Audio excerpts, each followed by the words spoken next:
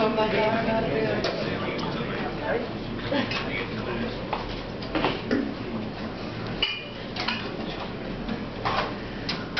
I would just like to, first of all, obviously thank everybody sincerely for coming along here this evening. It's great to see so many family, friends and faces from the world of football that have obviously known my dad throughout his long soccer career, and it's great that everybody's here for this kind of special occasion and I suppose a happy event as well. When I tried to think of a few things to come up with saying this evening, I soon realised that trying to describe a man who in less than a few weeks' time is going to be 86 years young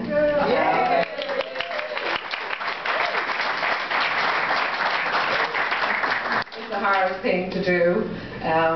My dad, as you can see for yourselves here tonight, and those of you that have known him over the years, has always enjoyed tremendous good health, and this is down to good fortune and also by design.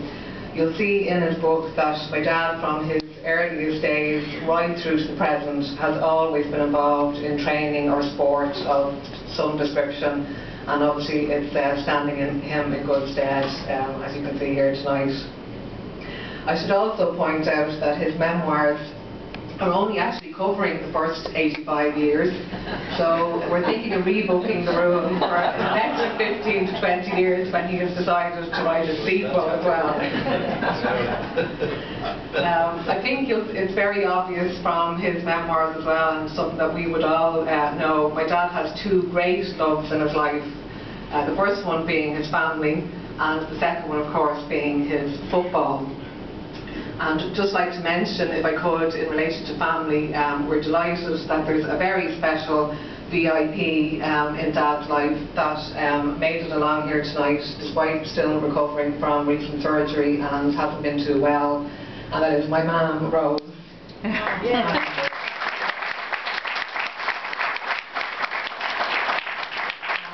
My mum has not only supported him here tonight, but she has done over the last 55 years that they've been married as well.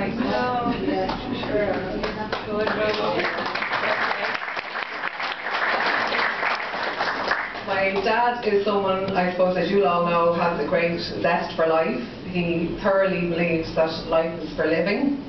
And I actually think that the saying that goes, it's not the years in your life, but the life in your years, could have been specially written for him. He loves learning and loves taking on new challenges, which is why only in recent times he's done things like learn to play the guitar. He has done Spanish language lessons. He has done a couple of computer courses. And this is all the while keeping up his training in the gym and coaching some schoolboy soccer teams a couple of times a week. So actually, when I was doing the list out, I realised that I think he's busier than I am in work, so I think I'm going to hold on to my own job for another little while longer. On I suppose a more serious note, my dad is a very positive person. He's taken that anything really that life has thrown at him with a positive attitude and outlook. I can honestly say that I've never seen him complain or wallow when things maybe didn't go the way that he would have liked them to go.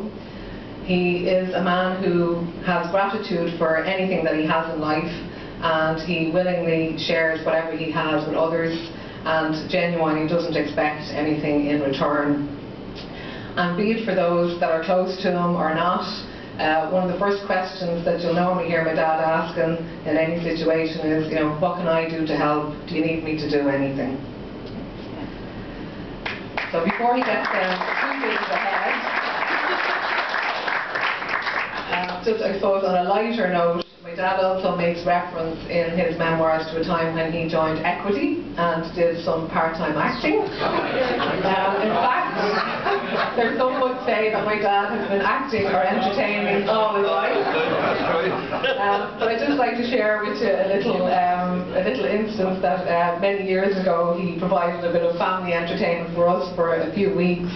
And it was actually, it's many years ago now, my dad had the misfortune of being involved in quite a serious car accident, and he was very fortunate to come out with relatively minor injuries. So But when he was recouping at home, there was obviously people ringing to find out how he was doing and see how he was getting on. So the phone would ring, and my dad would make, a big play of, heading over to the phone and limping and everything else, and answering the phone in a very whispered and pained voice. You'd hear him say, "Hello, yeah, I'm in a lot of pain. You're very lucky to be alive." But then what we noticed was, inevitably, within the first couple of minutes of conversation, it would turn to whatever football match had been on the television that day or that weekend. And miraculously, in a very healthy and clear voice, my dad would come out and say, "Yeah, did you see that goal? It was brilliant." Or "That ref was made a bad decision." So I suppose in that way, soccer is a funny old game in more ways than one. And I suppose really I don't want to keep this for too much longer.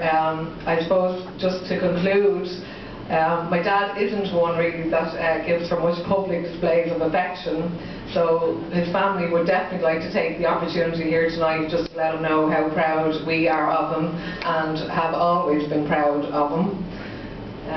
And I suppose really then, without further ado, I will hand you over to the man whose night this is, and that is my dad and Mr. Charlie Walker.